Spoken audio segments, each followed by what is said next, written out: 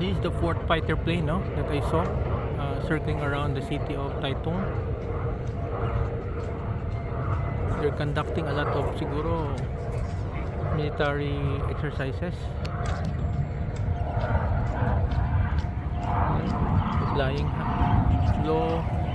These are fighter jets, no? Kita ko parang F-16. Tama ba? Doon, no? Wala na. At kanina several parang isang squadron yun eh. Ito, siguro may airbase dito, no? I'm right now, no, at the Taitung City Seashore Public Park, no? Ito. Drinking coconut juice.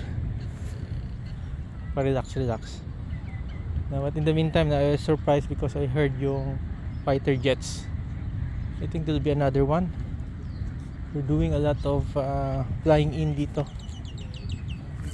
Na ang guess ko nga kung totoo talaga tong magkagulo tong Chinese neighbors na to, no? The Chinese giant, of course, the mainland China versus this island nation. This area will be flooded with American troops, no, being in the southern part of Taiwan. Tapos they are protected also by the mountain ranges.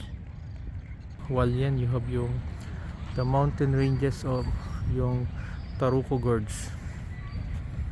So I'm here, no? I'm here right now. Paparelax muna. I'm drinking yung juice na binibenta dito. Medyo mahal-mahal. This one cost 80 Taiwanese dollar. 1.7. So around siguro 140, 130 pesos. At syempre, Taiwan is a first world country. Ang Philippines is still a second world. So ganun talaga yan, no? In Jensen, you can buy this for 30 pesos. Yung buko. Here, times 4 or times 5 yung presyo. But no worry, ganun talaga yan yung bakasyon. You cannot compare prices sa ganung mathematical na comparison. Okay?